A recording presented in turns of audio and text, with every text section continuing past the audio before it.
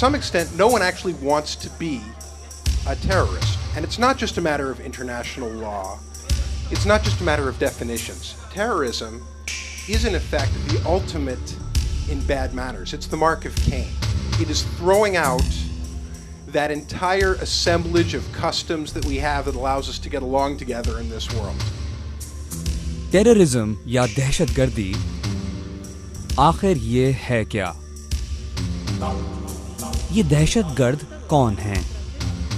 People like Bin Laden or Sheikh Yassin of Hamas or whoever it is out there that kills innocent people, at the end of the day, no matter how good their cause is, these people are criminals. These people are terrorists, and good Muslims must stand up against these people. पिछले 25 सालों से सारी दुनिया इस बात को जानने की कोशिश कर रही है कि दहशतगर्दी के मायने समझे जा सकें, मगर अब तक दहशतगर्दी को समझने में हम नाकाम रहे हैं।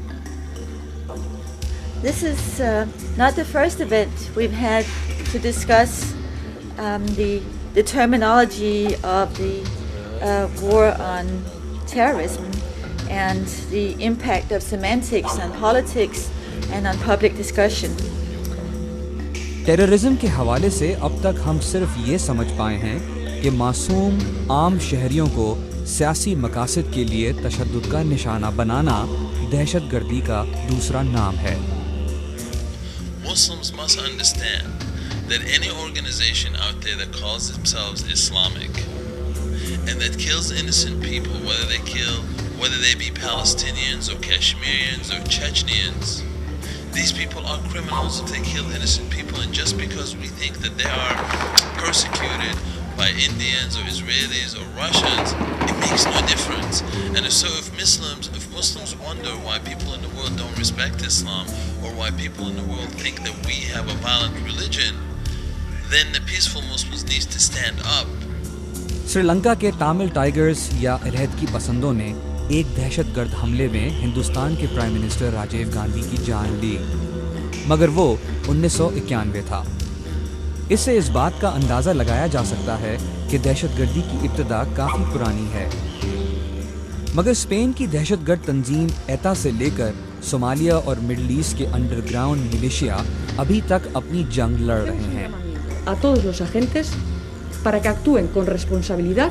हद ये कि सारी दुनिया के ममालिक अब किसी न किसी तरह से दहशतगर्दी का शिकार हैं। क्या इसके मायने ये हैं कि आप किसी दूसरे को दर्द और तकलीफ पहुंचाकर अपने मकासद पूरे कर सकते हैं? शायद इस बात में कोई सच्चाई नहीं, क्योंकि अगर इसमें कुछ सच होता तो ये दहशतगर्द तंजीमें अब तक काम नहीं कर रही होती। इसका मतलब ये है कि इनको दूसरों को तकलीफ पहुंचाकर भी कुछ हासिल नहीं हो रहा। We have to begin by saying the United States has absolutely, completely failed to debate their ideas. All of the U.S. coverage, all the public diplomacy comes down to this. Terrorism, bad, bad, bad. You kill innocent people, bad, bad, bad. Has it ever occurred to you, anyone in this room, anyone in the government, that killing innocent people is exactly what's enjoyable about it from their perspective? That treating other people as symbols of a political cause they consider superior to that of individual rights is the whole point? दहशतगर्दी या terrorism का एक और मतलब सामने आया है, और वो ये कि आप लोगों को डराकर इनमें खौफ और हिरास फैला दें। मगर किस लिए? टेररिज्म या दहशतगर्दी को आप जिस तरह भी देखें या समझने की कोशिश करें, इसका असल मतलब लोगों को तकलीफ पहुंचाना है। मगर क्या मुसलमान दूसरों को दर्द में देखकर खुशी हासिल कर सकते हैं?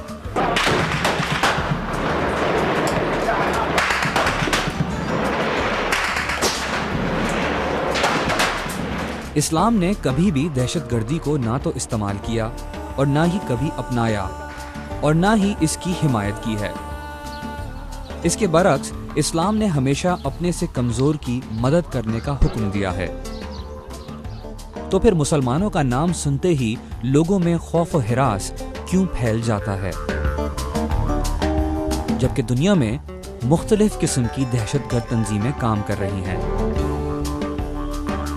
It's okay if you think what Israel does is terrorism when they kill innocent Palestinians. Fine, you can say so.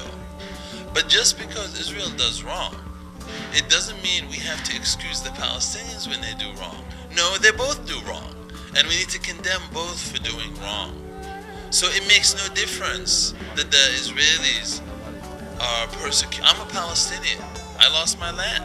But I still think Hamas is a terrorist organization. I think when they go and blow up a bus, that's criminal. That's not my faith. When I read the Quran, I don't get that kind of message that allows us to do this. And in defense of my religion, I'm going to say that Hamas is a terrorist organization, even though I think Israel is wrong. शायद ये जिहादी भूल चुके हैं कि इस जिहाद की इब्तिदा इन्होंने अपने आप से करनी थी और अब वो इसकी सजा दूसरे मजलूम इंसानों को दे रहे हैं. No, it's certainly a problem, and Muslims are not denouncing terrorism like they should be. And part of the reason are Muslims are still making this old ridiculous distinction between freedom fighter and terrorist. Rather, when people commit terrorism in the name of Islam, Muslims say no, they are persecuted, they are martyrs, they're shaheeds, they're this. No, people. These people are criminals. These people are terrorists. And Muslims must lead this battle. This is an ideological battle. And Muslims must stand up. Just as they were outraged over the cartoons in Europe, in Denmark, they need to be just as outraged when someone cuts a person's head off in the name of Islam, or when someone goes into a bus and blows it up, or when someone just goes and shoots innocent people. We need to show the same outrage. Muslims need to go out in the streets and show this is bad. इस्लाम को गलत तरीके से इस्तेमाल किया जा रहा है. अगर दुनिया में कुछ तंजीमों ने इस्लाम के नाम पर तशद्दुद का इस्तेमाल किया है या कर रहे हैं, तो इसका मतलब हरगिज ये नहीं है कि इस्लाम ऐसे कामों की इजाज़त दे रहा है. That said, there's nothing wrong with Islam. It's one of the world's great religions. 99% of the people who follow it are peaceful, decent people who want to build lives for their families, build their business, live a life that's in accordance with the Quran, but in accordance with any normal human being's idea of progress and possibility. Why stand in their way? Clear away some of the government restrictions, allow free speech, allow free trade, allow Pakistan to realize the promise that it's had since 1947 that it's never realized. इस्लाम के नाम पर जो कत्ले आम हो रहे हैं, इनके खिलाफ मुसलमान ही एहतजाज कर सकते हैं. If Muslims wonder why people in the world don't respect Islam, or why people in the world think that we have a violent religion, then the peaceful Muslims need to stand up and show their outrage when Muslims, whether it's Hamas or Al-Qaeda or people in Kashmir, kill innocent people. Otherwise, we shouldn't be surprised when the rest of the world sees us as violent people. शायद हम मुसलमानों को बेदारी की ज़रूरत है.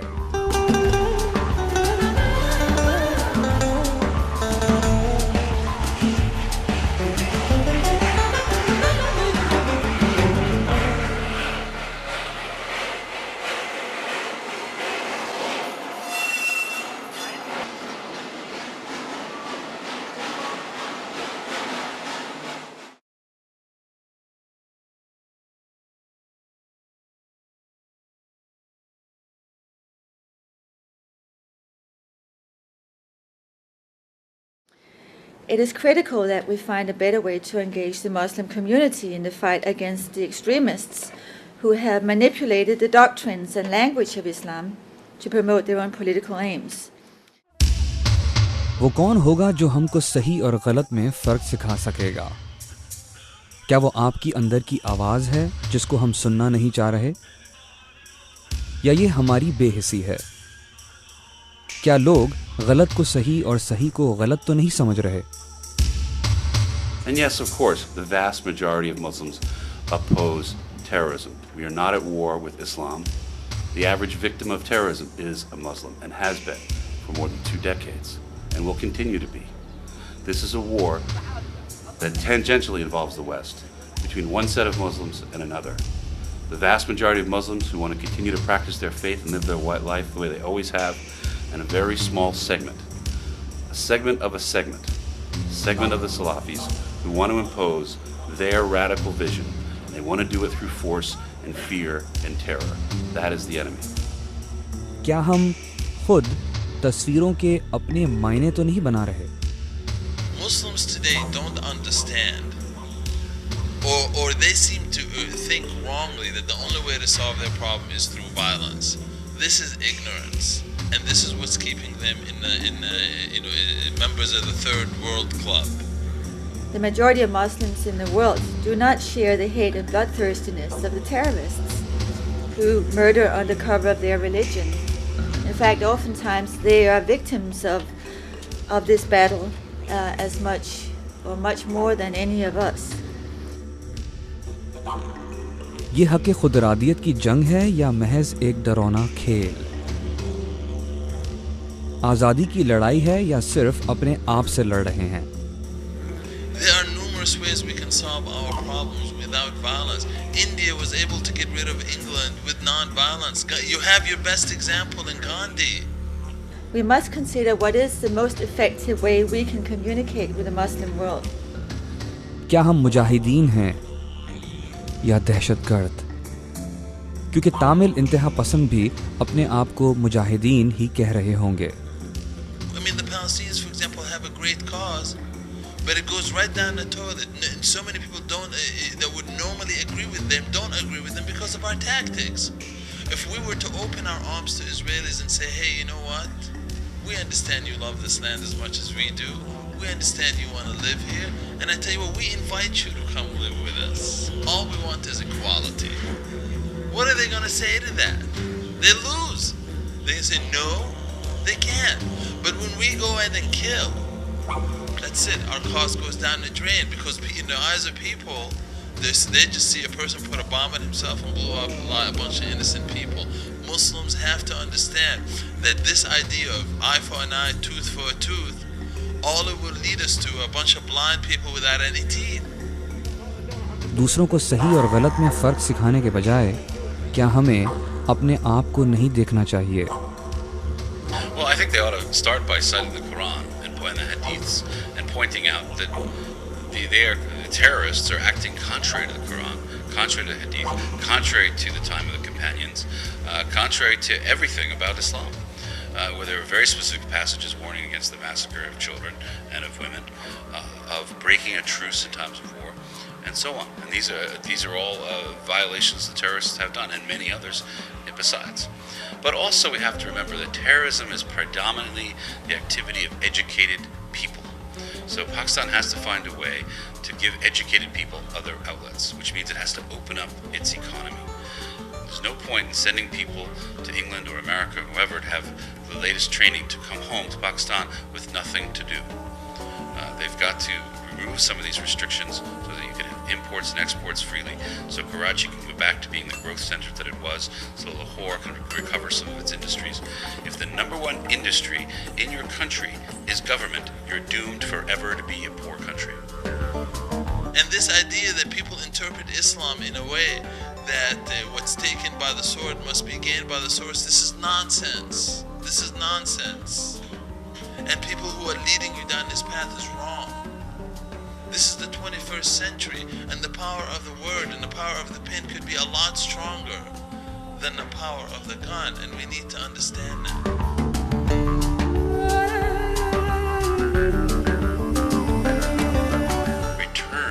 Pakistan to a much more liberal society where you have competing voices in newspapers, where when mobs gather, the police have to disperse them and not let the mob rule, terrify those who simply have an opposing point of view or a different point of view.